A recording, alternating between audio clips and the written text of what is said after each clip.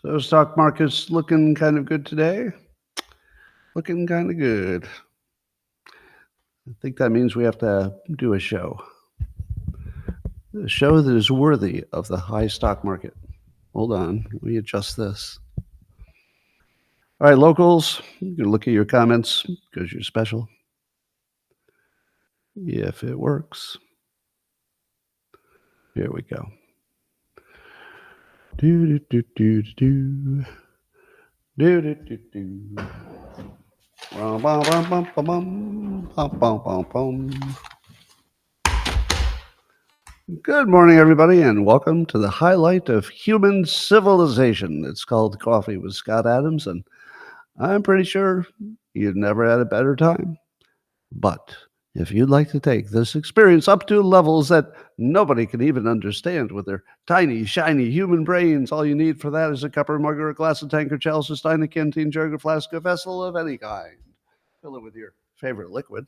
I like coffee. And join me now for the unparalleled pleasure, the dopamine hit of the day, the thing that makes everything better. It's called the simultaneous sip, and it happens now.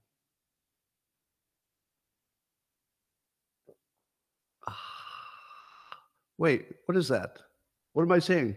Oh, no. Damn it. A UAP landed in my coffee. No, really. Just because you didn't see it doesn't mean it didn't happen. No, seriously, there's a UAP in here. Advanced civilization. It's doing things that are defying physics.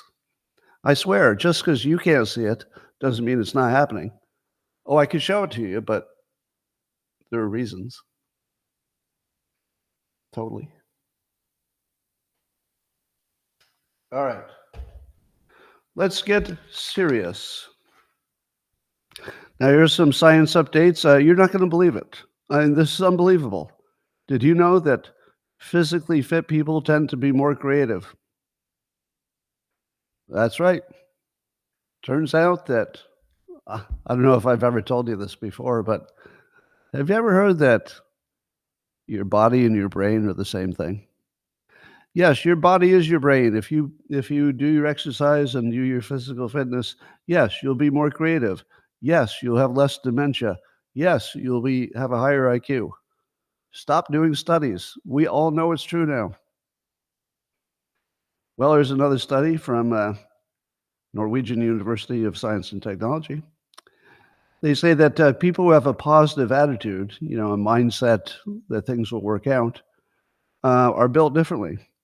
And that a positive attitude, what the researchers call the growth mindset or belief in growth, it's associated with both higher willpower and passion.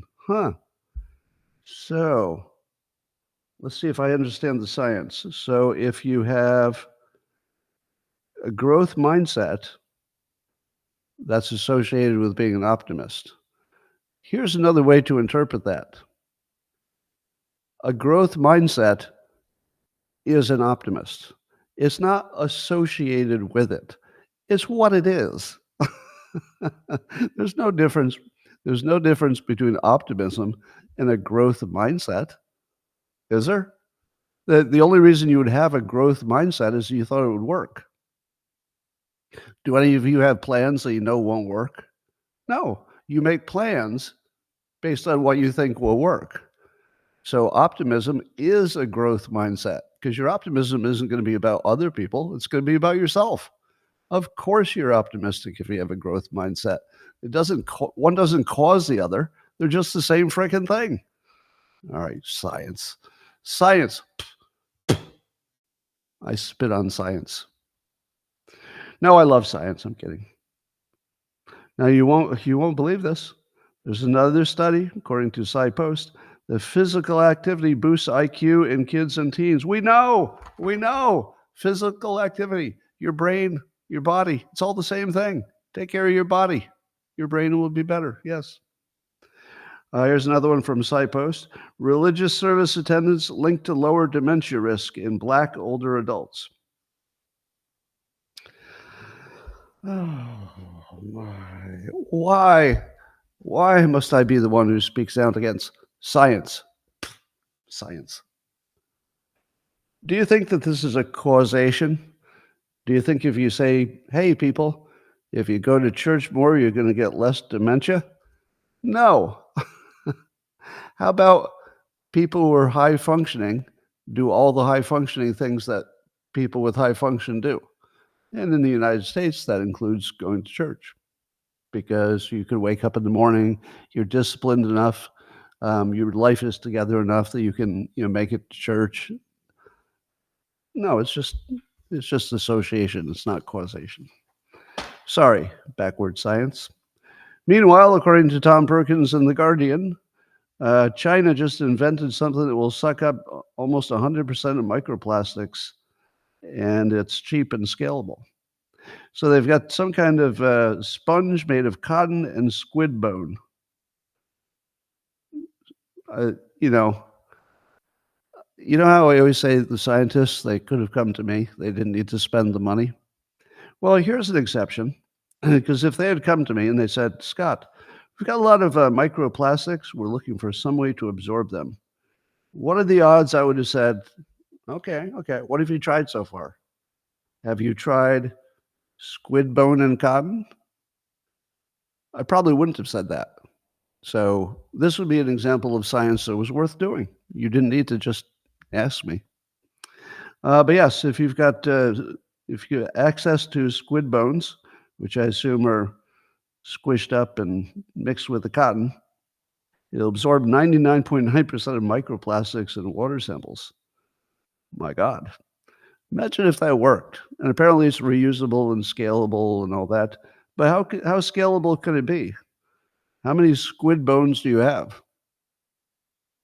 If you tried to get all the microplastics out of the ocean, wouldn't you run out of squids really fast? Seems like you'd be squidless before long. Yep. All right. Reuters did a fact check, some valuable fact check. Now, Reuters, as you know, unlike some of these fake news organizations, you've heard of them, fake news. Ugh. Well, Reuters is real news. So when Reuters does a story, you can pretty much bank on it being right down the middle and logical and well-researched. That's Reuters. Good reputation. Let's see what Reuters is up to today. Oh, Reuters did a fact check.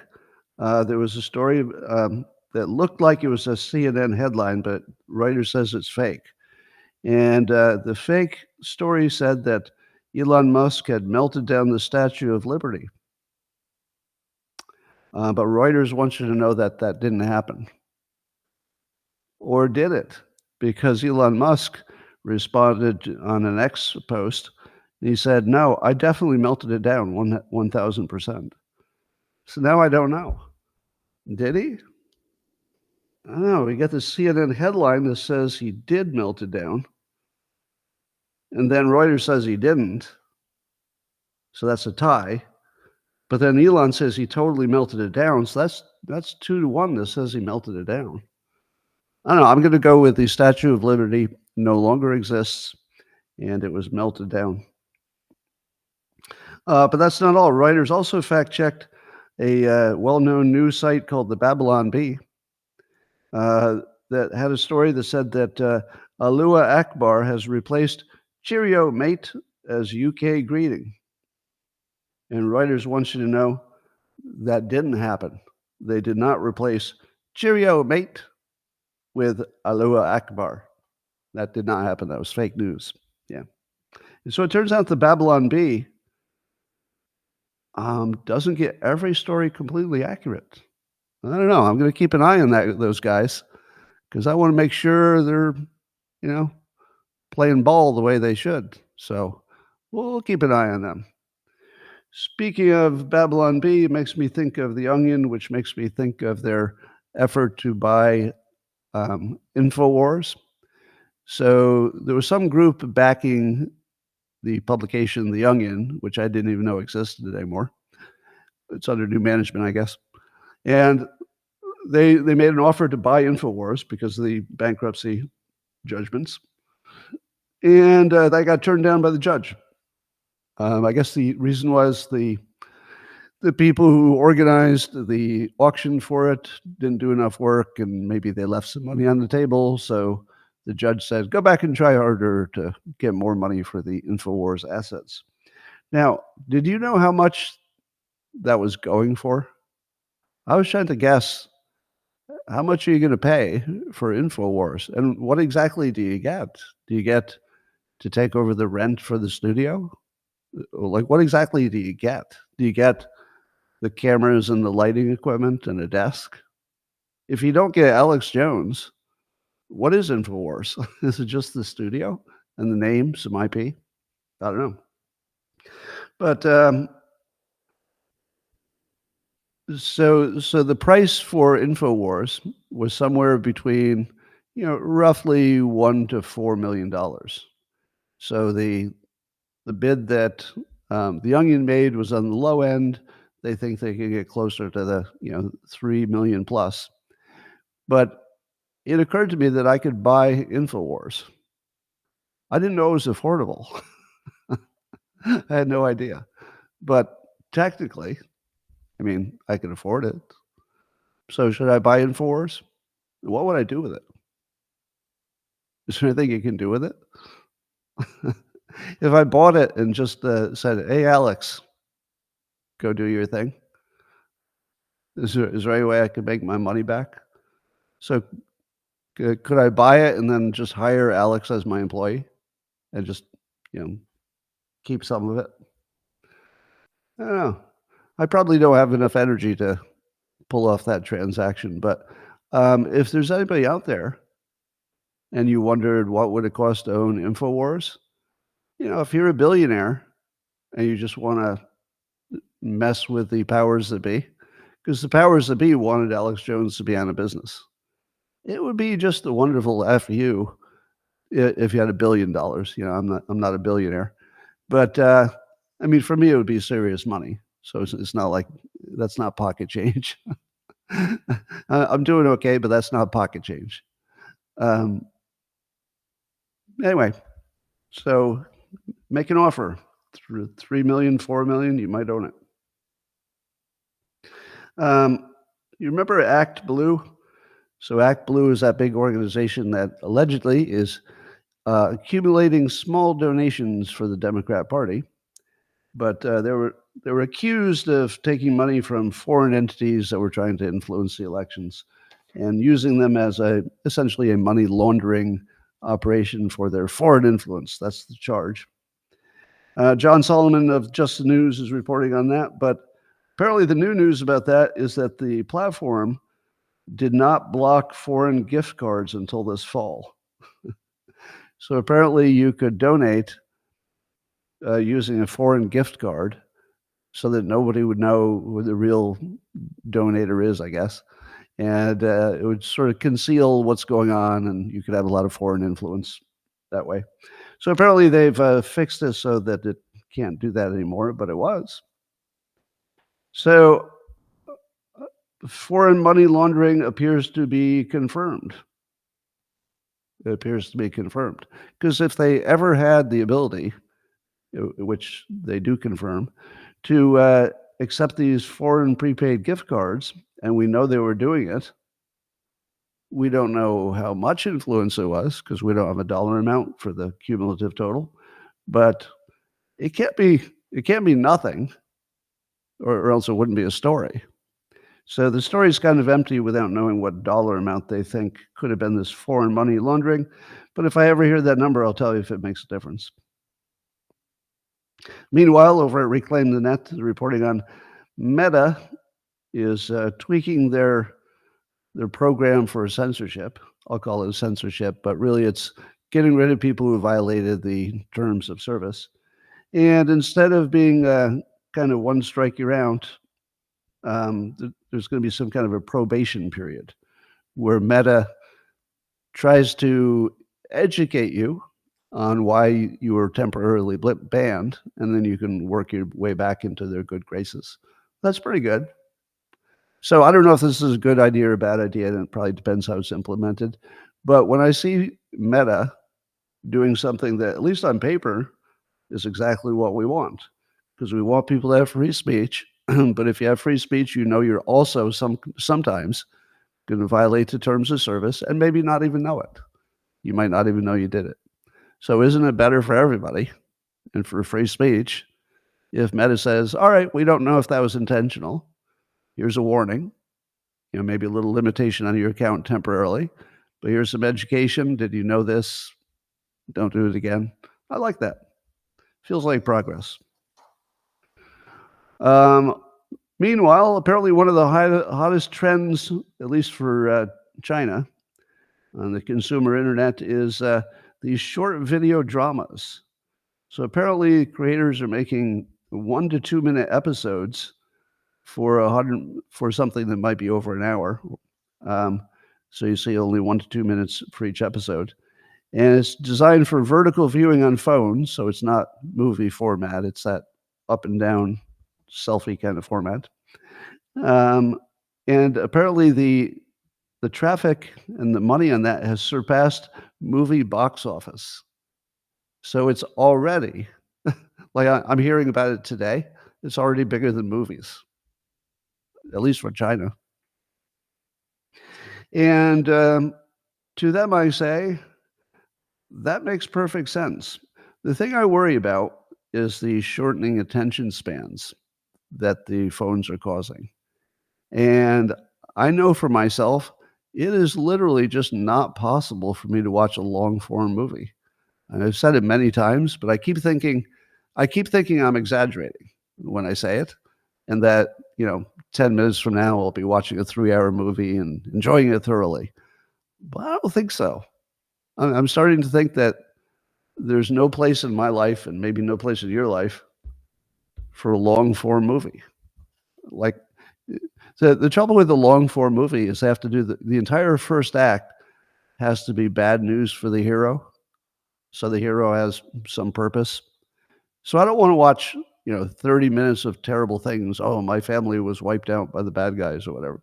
And then at the end of the movie, massive people are getting killed, including the favored, like the co-star who you really loved, but I guess they didn't make it to the end of the movie. And then I hate movies where thousands of people have been killed, including a dozen people that are very close to the hero, and then the hero is still happy at the end. How can you be happy after like 12 of your friends just got wiped out, even though you won? So everything about movies is sad and archaic and doesn't fit in the modern world. So maybe these new short episodes would work. It made me think, I wonder if I could do one. I'll have to look into this. But it seems to me it wouldn't be that hard to get some friends together and create a drama that's 1 to 2 minutes where all you do is agree what you're going to act out for a minute, and then you just sort of do it with your friends. But you make it look like, something bigger has happened. Could be cool. Meanwhile, Kimberly Guilfoyle has been tapped to be the ambassador to Greece.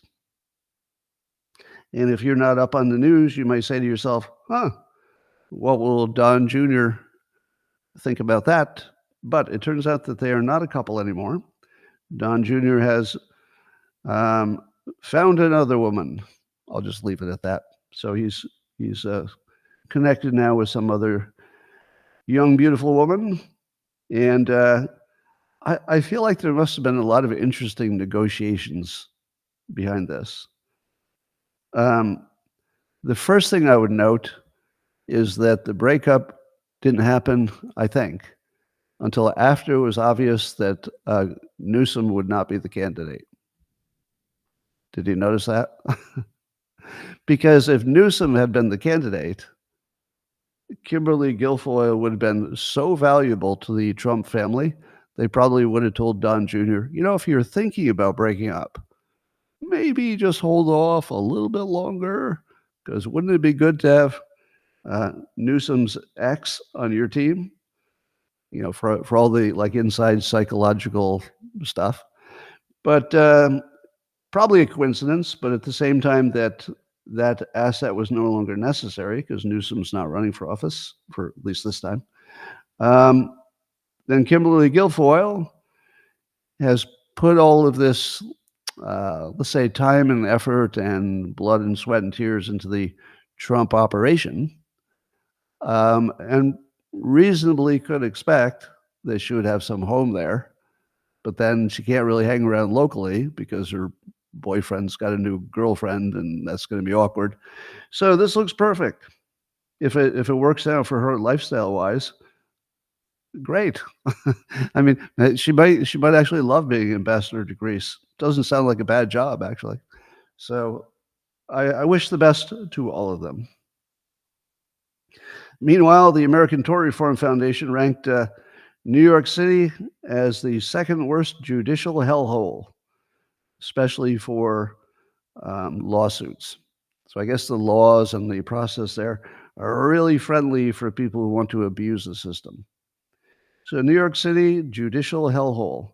I didn't see who came in second or who came in first, but New York second.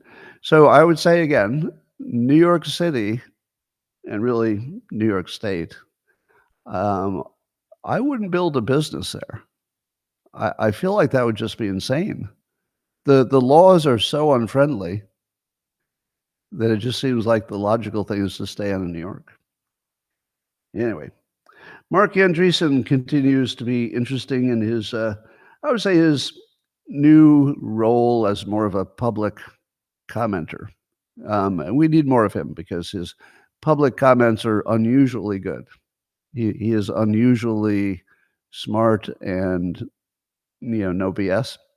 So he was, I think he was talking to Barry Weiss, and he was saying that every government becomes an oligarchy. Every government becomes an oligarchy. Dictators, oligarchies. So-called democratic countries, republics, oligarchies. And he says the simple reason is that the elites, because they're a smaller group and they're smaller and powerful and capable, that the elites tend to be good at organizing so that they can keep their power, whereas the masses are bad at organizing because the elites might have more in common, which is you're rich, I'm rich. Let's try to keep this going. So as long as the elites want to stay in power and stay rich, they can more easily organize. Whereas the masses are like, hey, you're black and I'm a lesbian. Can we be on the same team? I don't know. So that makes sense. And I would agree with that every government in reality is an oligarch. But I would add a little wrinkle to that.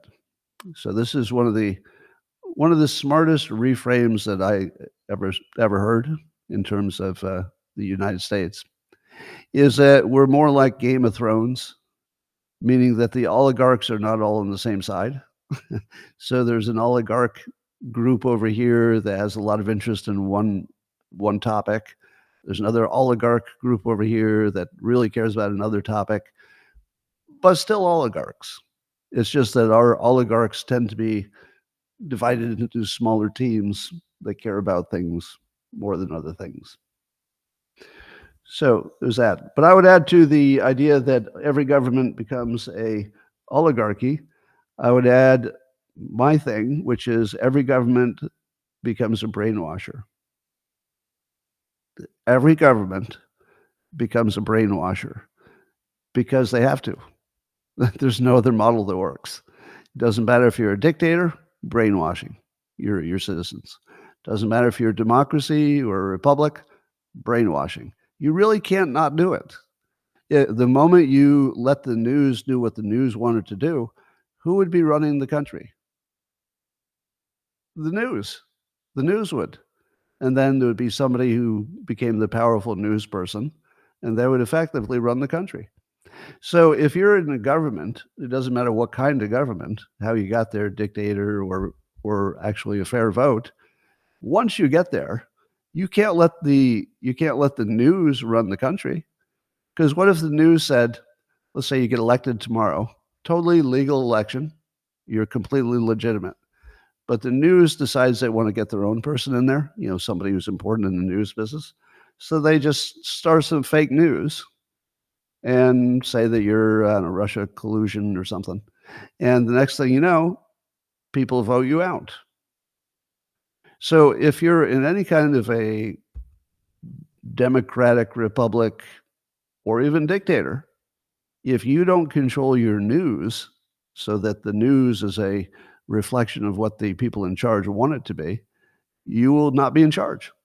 There is no other way, because otherwise you would agree that the news tells people what to think.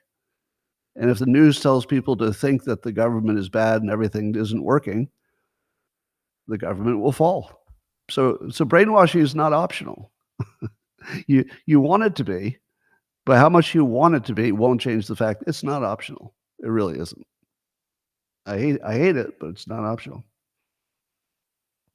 Let's talk about the healthcare hitman, they call him. So they caught him, as you know, at a McDonald's.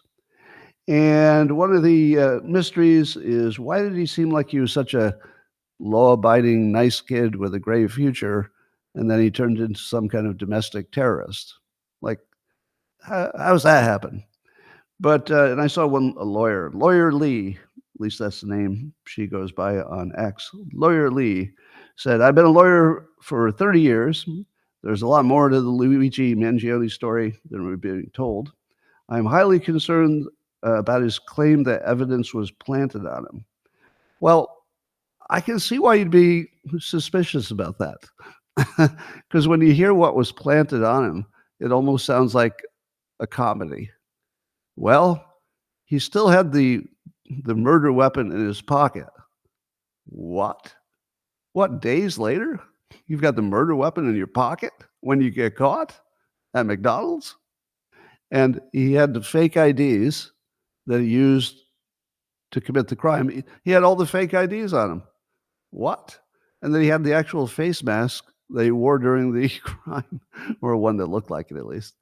And you think to yourself, what the heck's going on here? All right. So, yeah, I'm seeing in the comments that there's an old video of the now deceased CEO saying that they had good connections with Nancy Pelosi, so that their business was at least connected to the powers that be, so they were in good shape for that. I don't know if that was as big a conspiracy as you think. He was just saying that he's got friends in the government that's going to help him. So I don't know. We'll see. So it could be that Nancy Pelosi made some insider trading money off it somehow. I don't know. I'm just speculating. So we don't know what that Pelosi reference meant, if it was important or if it wasn't. So, 4chan solved the case. So here's what I think. I think that the story about his back injury probably tells you everything you need to know.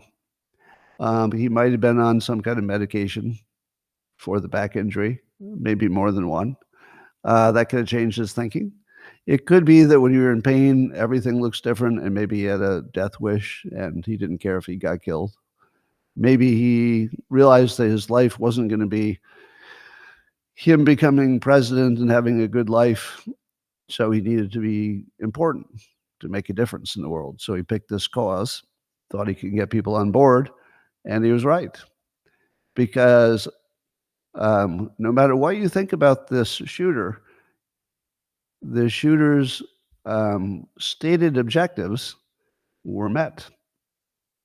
The stated objectives is to put attention on the fact that some of these capitalist enterprises are more bad than good. That would be his point of view, not mine. Now, I would say that he's got that message across. If you look at the way people are reacting and the way people are often showing no sympathy whatsoever for the CEO, it feels like he read the room correctly. Not the entire room, but he wasn't that far off base from where a lot of people's minds already were starting to drift, which is, I'm not sure if these people have our best interests in mind. So anyway, I still think he's weirdly rational, meaning that his views about capitalism are not off base. I mean, I don't have a better idea than capitalism, but it's certainly true that there are a lot of big company executives who are doing terrible things to the public while making lots of money. That part's true. And if he makes people think about that more, he may have actually done something that he wanted to do. And maybe he thinks it's good for the world. I don't know. Now, I saw the fact that he claimed that evidence was planted on him would suggest that either evidence was planted on him or he is crazy. I don't know. It seems like a weak thing to say unless it's true. Because he doesn't feel like the guy who wants to claim that he was innocent. Is he really going to tell us he's innocent? But then it would make more sense. It would make more sense that they planted the objects on him than that this guy who was that smart had all those objects on him. I don't know. You could imagine it either way. But I'm going to go with my working assumption is that his back injury is the explanation for all of the change in his brain. Have I ever mentioned that your body is your brain? Is this the first time you've heard it? Yeah. His brain should be completely distorted by the pain in his body. I would think that would be normal. So it doesn't surprise me a bit, actually. You may have heard that Trump continues to tease his prime minister from the North, Trudeau. And in his statement on Truth, he called Canada the great state of Canada, meaning like a future state of the United States. And he called Trudeau the governor, kind of kidding him that Canada is not important enough to be its own country. Maybe it should just be a United State. And here's the thing. It wasn't long ago, maybe during the first Trump administration, that if he had pulled this, calling Canada a state and joking with Trudeau that he's just a governor, don't you think people would have gone nuts and said, oh my God, he's embarrassing us on the world stage. He's a bully. Why can't we have normal people in office? He's not normal. Stop him. He's, oh, look at his tweets. Oh, God. Oh, no. And what did people do this time when he insulted Trudeau, bullied him, and put him in his place, so to speak? Here's what's different. Trump has transformed from that bad boy who couldn't stop doing all the wrong things, according to you, into what I call a character. As a character, he has the freedom to act within that character. And somehow we've just given it to him because as long as he's in character, we kind of get what's going on. So what's in character for Trump is this, bullying his peers, trying to get a little psychological advantage on them, sometimes joking with them because it gets you to a better negotiation at some point. I feel like Trump has now, he's cemented his place as the person who acts this way, and it's okay. Meaning that we all survived his first term, and he was this way. But now, since you survived it, and nothing bad happened because he talks this way, now he's just a character. And as a character, he can be funnier. I think I've taught you that the reason AI can't be funny is that it doesn't have a personality. You have to have a personality in order to fit the humor to your personality, and it's the two of those things that work. If you take the personality away and you just do the joke, there's nothing there. It's the personality plus the joke that gets you the humor. So that's Trump. He's got the personality plus the jokes. Trump can read a room better than anybody in politics. And I think Trump is reading the Canadian room as well as the American one. I think Trump wants Trudeau to be replaced, and he's mocking him in public so that the Canadians say some version of, oh, did we just send our leader to the United States, and did he just get mocked and sent home? Basically, this is a kill shot. Trump is using a linguistic kill shot on our neighbor to change their government. Will it make a difference? It might. It might. It is powerful enough because if we had just imagine this. Just imagine this. Imagine some president of the United States who's not Trump, just some other regular president. Say we send our regular president to some other world power, and after done, the world power literally mocks him as like not worthy of being a president.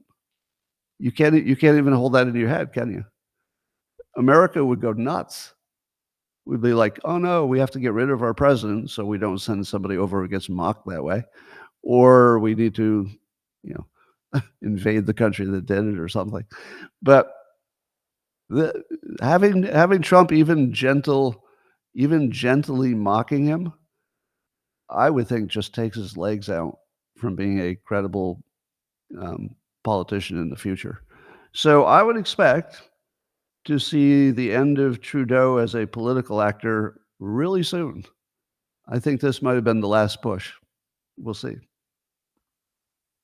Meanwhile, Nancy Mace was attacked on the Capitol by what she says is a pro-trans man, and she had to get a new brace for her wrist. I think her wrist was already hurt, and some ice for my arm, and it'll heal just fine. And the Capitol Police arrested him. Now, you remember the story about the Democrat lawmaker who was attacked by the white supremacist? You remember that story, right? There was a Democrat lawmaker at the Capitol, and this white supremacist came in and just like started wailing on him. You remember that? No, it never happened. Of course you don't remember it because it never happened. But Nancy Mace got attacked physically. I wonder if there's any trend involved. Well, let's see. Nancy Mace was attacked physically. Marjorie Taylor Greene got a bomb threat. Burchett, also another Republican lawmaker, got a bomb threat. Trump got a shot in the ear. Do you see a pattern yet? Yeah.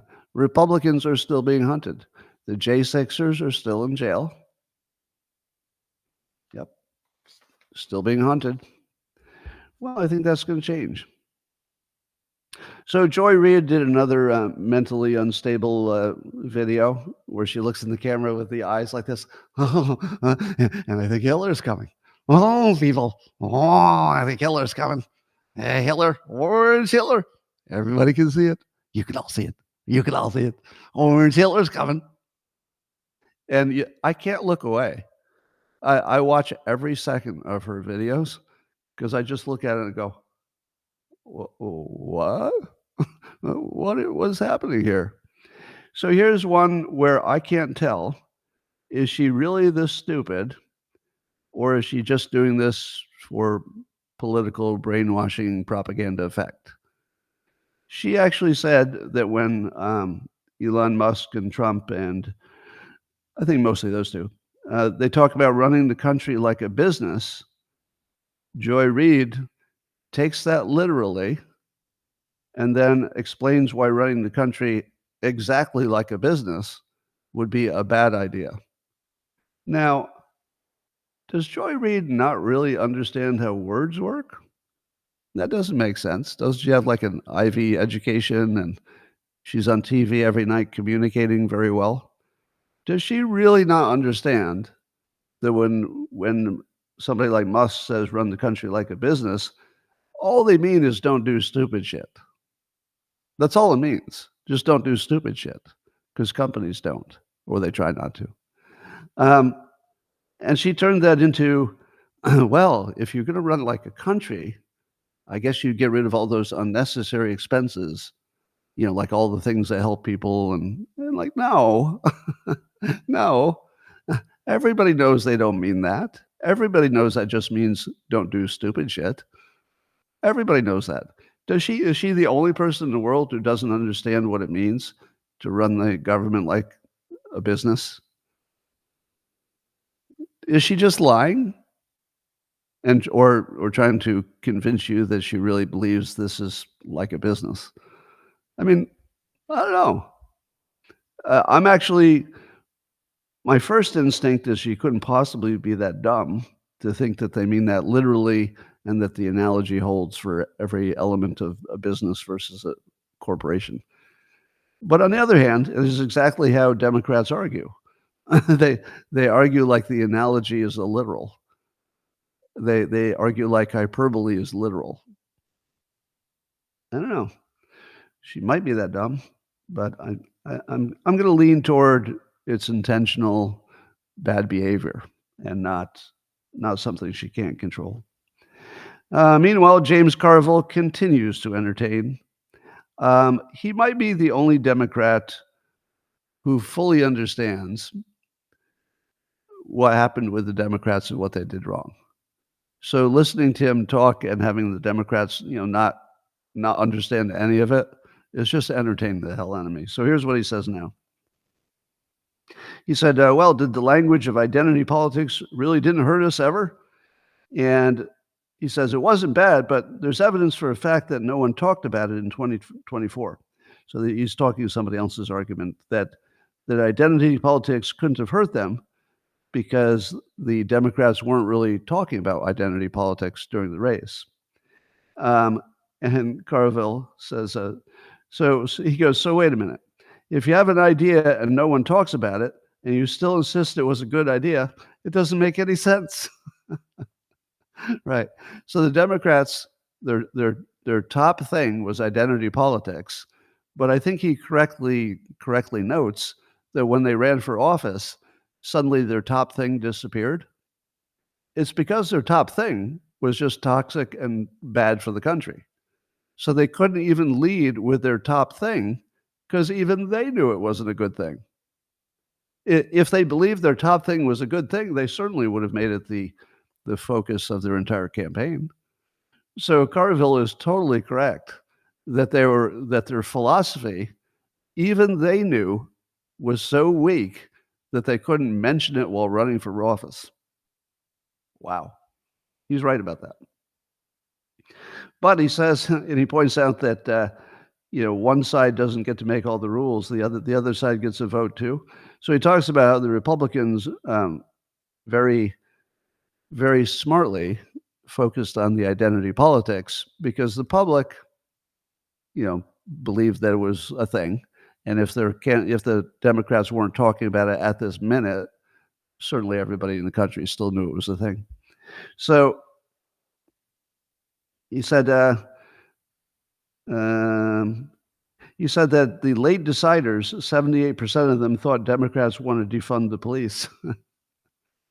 Now, it is true that there were a lot of Democrats who did want to defund the police at one point, including Kamala Harris. It's not true that they were running on that. I don't know that anybody was running on it. But if 78% think Democrats want to defund the police, that means that the Republicans were winning on messaging for sure. Anyway, Carville will have no hope of convincing the other Democrats because they're still stuck in a gaslighting environment. They really, really, genuinely don't know what went wrong. That's why it's so quiet. I think they're looking around and saying, "Did we get everything wrong? Are we the bad guys?" And the answer is yes. You got everything wrong, and you are the bad guys. Absolutely, yeah. And that's not even politics. I'm just talking common sense. Whoever opens a border, to me, that's not politics. If you open the border, no, I'm sorry. I'm not going to call that politics. That's a whole different level. Whatever that is, it's not politics. Anyway, here's my favorite story that kind of wraps it up. Post Millennial is talking about it. Apparently the black Kamala Harris campaign staffers were complaining about all the outright racial discrimination against them during the race.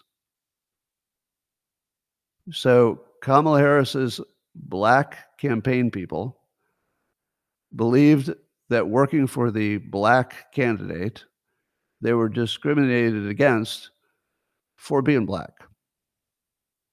Does that sound like something that really happened? I don't know. But I'll tell you this. Remember, I've told you that reality is best decided by what is predictive. What is predictive? So if you've got a theory on life that predicts what happens next, that might be as close as you could get to understanding reality. You still might be in some illusion, but at least if you whatever your illusion is predicts the next step, well, you've got an advantage. I mean, that's good. So let's test this against my view of reality. My view of reality is that identity politics destroys everything it touches, and that it does it in the order of what it touches hardest and first. So anything that had lots of it and fast destroys itself. So the Kamala Harris campaign, I would say, destroyed itself. Would you agree, first of all, that that's an accurate observation, that the campaign was largely incompetent compared to the Trump campaign, for sure? So I think you agree on that. So certainly there was something organically terribly wrong with the campaign itself, and we can see it every day. I mean, it was obvious even from the outside. Now we find out that there was, mass problems, and that identity politics were top of mind within the campaign. So my prediction is that the place that has the hardest, fastest DEI identity politics issue will be the one that's most thoroughly destroyed the fastest. Here it is. So my prediction holds. Now, it's only a 1-point prediction, right? So you'd like to see the prediction work for other things. So I would say that it has destroyed the campaign because the campaign had the highest concentration of identity politics. So it was the most destroyed. Secondly, the Democrat Party in general had the next highest focused identity politics thing, and it destroyed the entire Democratic Party. Then you go up to the next level, which is the United States. But the United States had half the country, roughly, half the country who were not on board with identity politics and wanted to erase it from our minds, and then half the country were deeply focused on it. That predicts that you would have massive problems from identity politics, but maybe your country would survive because it's not a saturation. See, the Harris campaign was saturated with identity, destroyed it. The Democratic Party, saturated with identity politics, destroyed. Now, I think the party might be able to reform itself over time. The Harris campaign is dead forever. She's not going to run in 2028 and win an election. So again, the consistency of my prediction. So she had the most focus. She's the most destroyed. Democrats had the next most focus, pretty thoroughly destroyed, but maybe with a chance to come back. The America itself had a 50% saturation, which really, really fucked us up. But we're a strong country. And we had enough balls to figure out how to get out of it, because that's what it took. It took people taking an arrow in the back and the forehead and the side. It took people like me. And here I'm not trying to put myself as a hero, because I was just doing what I felt like I needed to do. I wasn't doing it for a bigger purpose. So there you go. Identity politics as a prediction will destroy everything where it's first and most focused. And you'll see that. You could put it on a graph and you'd see it every place.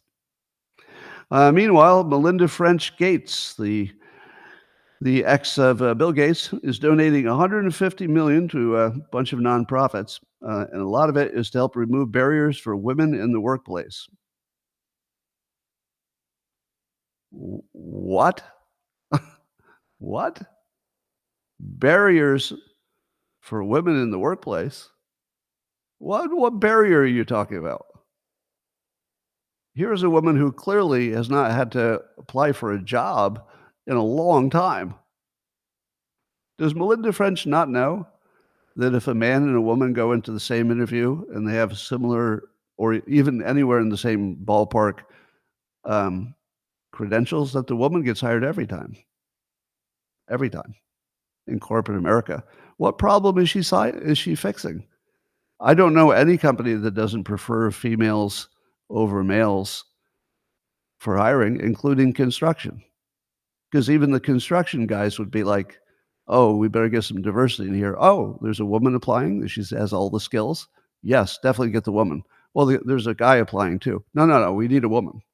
We better get some women in here because we'll get in trouble. So no, I don't know any company. I've never even heard of it. In my entire life, I've never heard of a place that wouldn't hire qualified women. Have you? Have you even heard of it? Have you heard of one person telling the story that the qualified woman couldn't get a promotion or a raise? Even once? Now, I absolutely believe it was true in our past. And you don't have to go that far back for it to be true. 70s, 80s, definitely true then. But today, 2024, it's not even close. Women have far advantages over men in employment. It's not even close. What world is she living in? It's puzzling. But I would use her as an example of somebody who, unlike James Carville, she doesn't know that she's making things worse. When I look at this, it almost looks like it's revenge against Bill Gates. Like it's some kind of angry way to spend his money on something that's just he would hate. Because do you think Bill Gates is happy to see $150 million of what used to be his money go to something that, because Bill Gates is not an idiot, he knows that Microsoft loves hiring women. He knows it. Oh my God. All right. So there's a story that the Department of Justice, back in the old Trump administration, spied on Kash Patel and other federal employees, including 2 House members. And it had something to do with Kash Patel looking into the Russia collusion hoax, I think. I have a little uncertainty about this story, but what seems to be true is the Department of Justice did spy on Kash Patel and other people. Whether they had good reason to do that, we haven't heard any. So I do have a feeling that Kash might be going into that FBI job with a little bit of a chip on his shoulder. And boy, does he deserve a chip on his shoulder. If there's anybody who you would allow to operate with a chip on their shoulder, is him, because it's a real chip. He's not imagining it. Like, they really went after him. So even though that was the Trump administration, the DOJ wasn't, I think it's fair to say Trump did not order the investigation of Kash Patel. So the DOJ has some answering. But also on the Kash Patel story, he said on Steve Bannon's War Room on a 2023 episode that we will go out and find the conspirators, not just in government, but in the media. And he said, quote, yes, we're going to come after the people in the media who lied about American citizens, who helped Joe Biden rig elections. We're going to come after you. Whether that's criminally or civilly, we're going to figure that out. But yeah, we're putting you all on notice. Now, here's my question. Where's the crime? It's certainly bad behavior for the media to collude with the Democrats and effectively lie and create hoaxes and support narratives they know are not true. But is that illegal? Is it even something you could sue over? Because it's sort of how our entire system works. If you could criminalize the actions or civilly sue somebody for who is in politics, if they also influence the news to, let's say, use their narrative, is that illegal? And is it only illegal if they're making up something that isn't true, like the Russia collusion hoax? What if somebody influences Fox News just by being a really good guest? Just some Republican. They're just really good guests. And then that really good guest goes on Fox News, hypothetically, and then the other hosts, the opinion people, listen to it and they go, oh, wow, that's a pretty good opinion. The way that person stated it is so good, I'm going to adopt that. I like it. Would that be a case of the media colluding with a Republican? Or would it just be Republicans and commenters saying, oh, that's a good reframing of that issue. I'm going to use that. But suppose that politician came on to Fox News, and I haven't seen this. I don't know that this has happened. I think I'm going to be fact-checked on that. Somebody's going to tell me it did happen, but I can't think of an example. Suppose somebody came on to Fox News. They were a Republican politician, and they said, blah, blah, and they created a hoax. Just out of nothing, like the fine people hoax or the drinking bleach hoax, just some hoax. And then let's say Fox News adopted the hoax and maybe even had meetings and said, hey, we're all on the same team, so we're going to push that hoax. Now, none of that happened as far as I know. I don't think that happens on Fox News. But what if it did? Would that be illegal? And if it were, what crime would it be? And if you could sue them civilly, for what? What exactly would you sue them for? Because it's so basic that people lie about other people, especially in politics. I don't know that you could ever sort out like what was too far, what's over the line. I don't know. This is sketchy stuff. But do I think that Kash Patel I think he has the right mindset that the way the media lied to the people and worked with the Democrats didn't look like news. I think on the right, when they get things wrong, it's because they thought it was right. On the left, when they get things wrong, it's because they know they're running a hoax. At least the people at the top know they're running a hoax. It's really different. So something needs to be done about the hoaxing, but I don't know that jail or the courts are the answer to it. I don't know what the answer is, but I don't think they are the answer. So it bothers me when somebody who I would consider on my side, that would be the conservative side of America, where although I don't identify as a conservative, I prefer their company and I prefer their management. So that's where I'm at. So I prefer Kash Patel and people like him being in charge of our vital things, but he does make me uncomfortable when he talks about finding the crime. He's basically saying, here's the people, now I'm going to go find a crime. He didn't use those words, but that's how it comes across. And that's never okay. It's never okay. So I do not want to see Kash Patel or the Department of Justice or anybody in the Trump administration doing the Stalin thing where we don't like Adam Schiff, so we're going to look for everything that's a crime until we find one. I mean, I really, really don't like Adam Schiff. And I think he's bad for the country in a dozen different ways. But no, I don't want them to say, let's start with Adam Schiff and go see if there's a crime we can put. No, nope. That's a hard no. Can't live in that country. So, and I hope there's enough people on the right who would agree on that. I know some people just want revenge, but you got to think beyond that.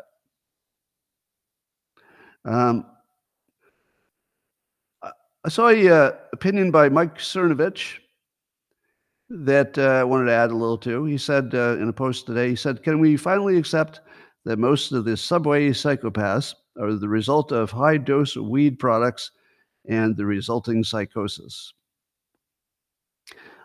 What do you think? Before I give you my opinion, do you think that high-dose weed products are causing what seems to be the increase in mental illness of the dangerous type? Well, here's what I would add. If you're talking about weed that comes in a flower form and you put it in a pipe or a joint and you smoke it, definitely not. 100% not. With not even 1%. There's no chance. It'd be like, does this anvil float? No, not if it's an anvil. Anvils don't float. So, but there is a way which Mike is right. because he sort of generically calls it high dose weed products. And then some people said, well, a friend of mine did a vape. It should have been a weed vape, but got a psychosis.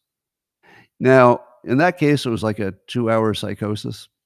I don't think that's what's happening with the people who are going crazy on subways. I don't think it's a 2-hour problem. It's probably a life problem. But I don't think vaping is always weed. I think the vapes, first of all, they put in other chemicals.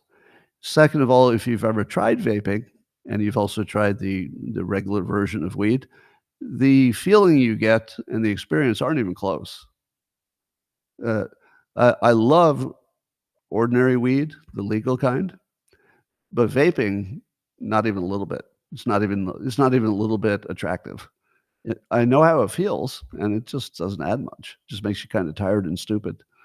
So if that's weed, I feel like maybe they're slipping in a little extra chemical there. I don't know what, but I worry that there's like a trace of fentanyl in there or some damn thing. So if you don't know what you're getting, that might be a bigger problem. Yes, and then there are also some what's the word for it? Like artificial versions of weed. Um, so if it's an artificial version or something called spice or something made in a laboratory, but it's like they call it something about weed, but it's really made in a laboratory. I can see that giving you psychosis. I'm no expert, but so I'm going to agree with Mike's take that what he calls the high dose weed products might be behind some of it. It's a reasonable hypothesis, but certainly not regular weed. Is definitely not 100%. Regular weed is not causing any problems that look like that. I woke up to see a claim on X that a bus-sized drone had crashed in New York or New Jersey, and the roads were closed, and soon we would see these alien UAPs or UFOs because one of them, the size of a bus, crashed, and they've got it surrounded, and they're looking into it. But it turns out it was just an automobile accident, and it was nothing like a UFO. It was fake.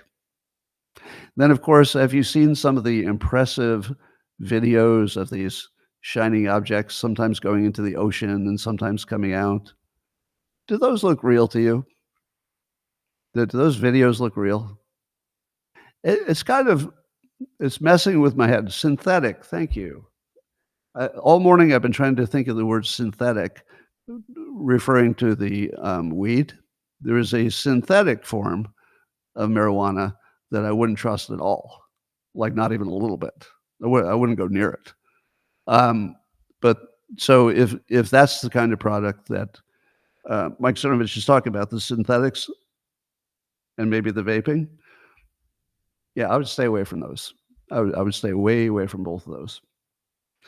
All right, so yeah, I don't believe any of the videos, but it's funny that we live in a time when videos are easier to fake because of AI, and we're getting tons of videos. So here's my theory. Some experts said the same thing, that the fact that the FBI says they don't know what it is doesn't mean anything. That doesn't mean that the government's not involved. If it's really a top secret drone exercise, the FBI would not know. The local police would not know. And most of the military would not know. And there might be only 12 people in the world who actually know. And it might be the 12 people in some deep secret military thing where they're sending the drones around. Now, the second question would be,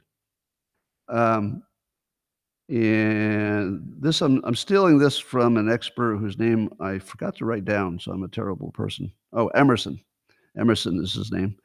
And he was saying that if the drones being tested are for collecting data, so they might be practicing sucking up massive phone calls, cell phones. They might be practicing, I don't know, navigation without GPS. They might be practicing some kind of just monitoring people's behavior, something like that. So He thinks that there might be a test of signal interception equipment that they wouldn't want to tell you about. Let's say you had developed a drone which is made to hover over populated areas and suck up all those cell phone conversations. Would you tell the public? You can't tell the public. And it might be the only way you could test it. The only way you could test it is on a real population. But the real population would say, "Are you kidding? You are just stealing my cell phone data? No, thank you. How about you stop that right away?" Um, but let's say it was necessary. Let's say the military said, this is not ideal, but it's the only way we can test it. It has to be over a real population, and we won't use the data. So we'll see if we can collect it, but then we won't collate it or attach it to any personality. So we won't actually do anything that puts you in danger, but it will test the technology. Could it absorb these signals and store them? So maybe. My guess is that it's a military operation. Otherwise, we'd see military response. Obviously, we'd see a military response by now. So it's got to be military, and I don't think the FBI necessarily knows, and I don't think the local police know. But the tell is that people like the governor of New Jersey say things like, "We don't think there's a threat." How do you know that if you don't know what it is? The only way you know it's not a threat, the only way, is if the people who are doing it told you to say that. That's the only way. So if the governor got a call from somebody who said, I can't tell you what's going on, but I can assure you, and the only thing you have to go on is my credibility as, let's say, a general in the military, maybe some general. The only thing I can offer you is my credibility of 30 years in the service. I'm a general. I assure you there's no risk to the public. But beyond that, we have no information to give you. Doesn't it sound like that happened?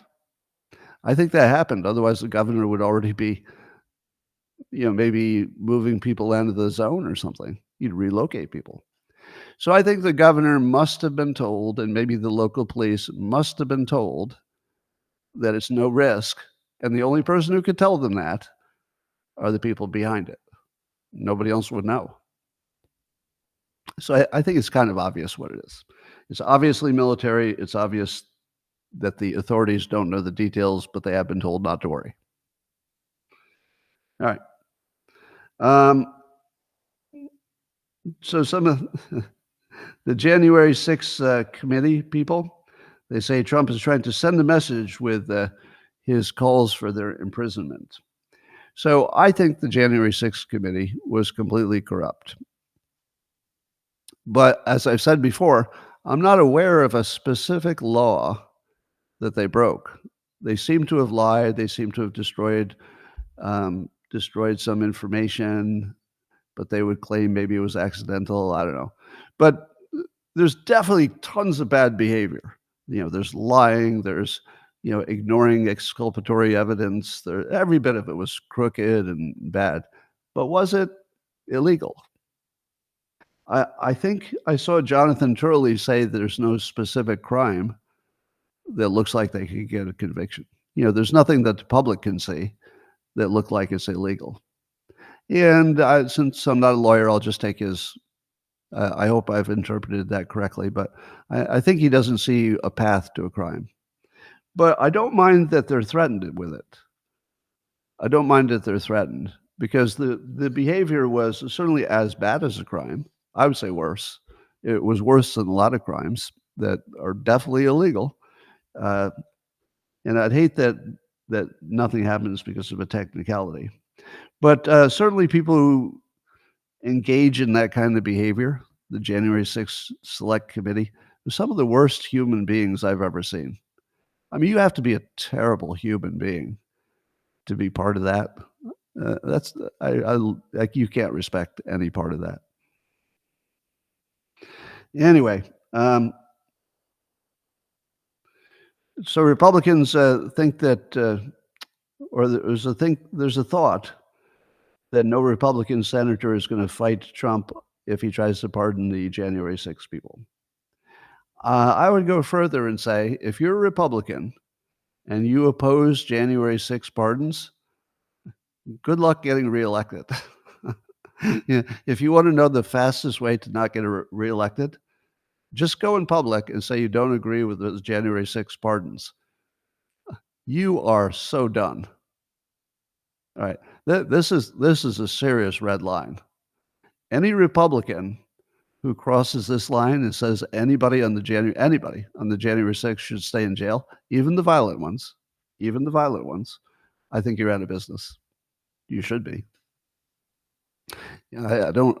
I do not see any possible way that a Republican could get reelected with that point of view.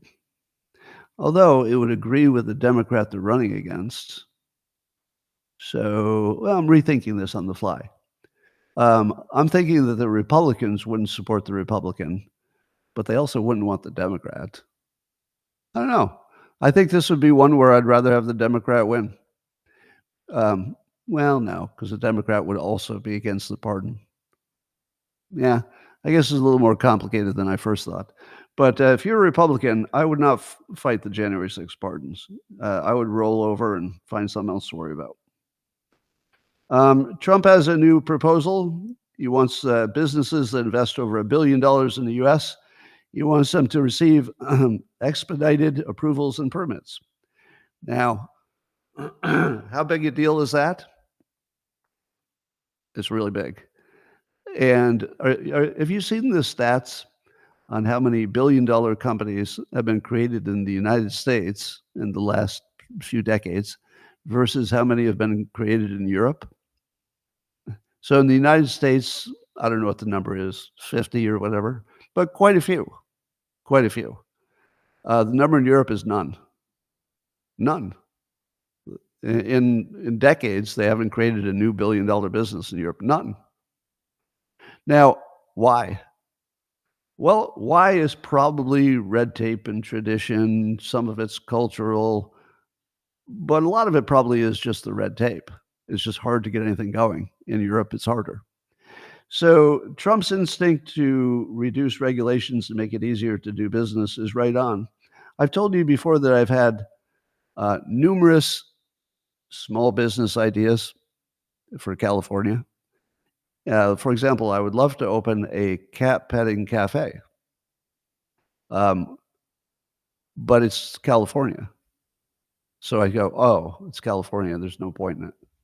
Because California would make me, try to preserve some endangered frogs, and I would have to guarantee that I hired, diverse employees, and I would get sued for who knows what, and the power would go out. California is not really suitable for starting a business at the moment. Not a small business. I don't know, maybe a bigger one would make sense. But so when he says that he will, if you bring $1 billion into the country, he'll expedite the approvals and permits, that's a really big deal. And here's the thing that nobody said when Trump said this. Nobody said, you're not the president.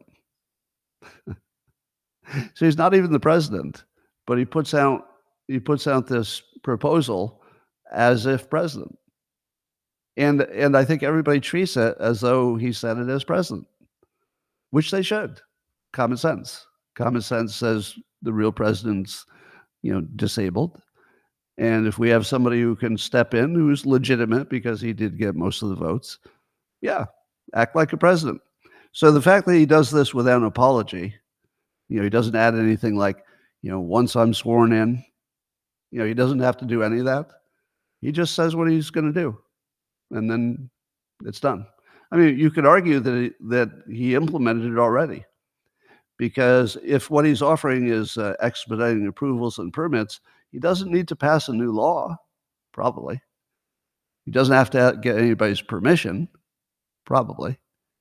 Probably if just some big billion-dollar company wanted to do this, they would just contact him, or Elon Musk, who could contact him. They'd get to him somehow. And then Trump would say, what is it you want to build? A chip factory? Absolutely. I'll have my people remove all the stupid regulations and get you right in business. Because I think the chip manufacturing is maybe largely what he has in mind, because you don't want to have too much red tape. Otherwise, we'll fall behind in AI and we'll all be dead. Meanwhile, in Argentina, a story which I feel is fishy. You know those things that are too good to be true, or a little too on the nose, a little too perfect?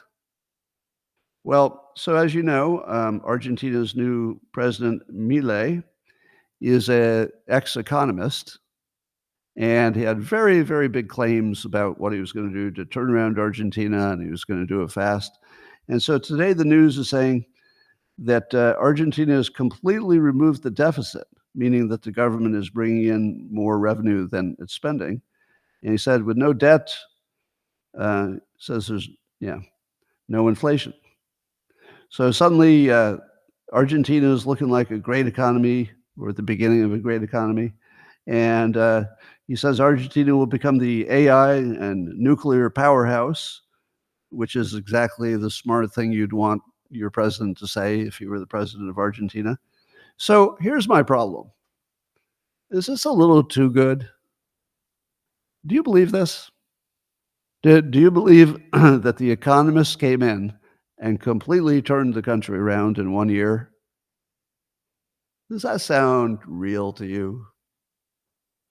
I'd love to think it was. Like, in my perfect world, this is completely real because it suggests we could do something like it. But the question I would have is, did Argentina not have a bunch of welfare, healthcare expenses that they couldn't cut? Or did he cut things that they shouldn't have cut? And that the real story is that the poor are all going to starve to death because the only way the government could cut their costs to get rid of the deficit is to stop helping people in need. Are we going to find that out? Because this is one of those stories where only the good side is shown. Oh, great, you got rid of the deficit. Did anything else happen? Such as, I don't know, poor people dying en masse because the government isn't helping them anymore? Like, what are you giving up? Is there more crime because you had to cut the police force? I don't know. So I'm just going to say that this story smells wrong. I sure hope it's true because I would love for Argentina to do well. I would love that somebody with an economics background did well. By the way, that was true in India, right? Isn't Modi an economist? I don't know too much about the Indian system, but I think Modi is an economist, right? So here's my second question. I would like to know the history of economists who rose to the top office and how often that made a difference. Wouldn't it be fun to find out that it's, let's say, only happened 5 times in history, and all 5 times the country completely turned around in a year? Because I think India had kind of an economic miracle with an economist in charge, right? I don't know enough about India to know that that's true, but I kind of vaguely think that's true. So give me a fact check in the comments if you know more about the Indian system. Meanwhile, the representative Jamal Bowman, who's no longer a representative, he was ousted in New York. He did some kind of open letter, which he said, "Dear white people." That's a bad start. Dear white people. Okay, where's this going? And he's mad about the penny verdict, Jamal Bowman is. He says, "Don't know why I feel the need to keep talking to you," meaning to white people.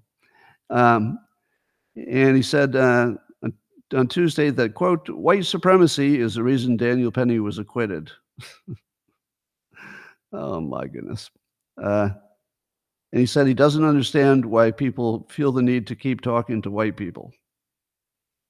Well, Jamal, this might have something to do with why you're ousted.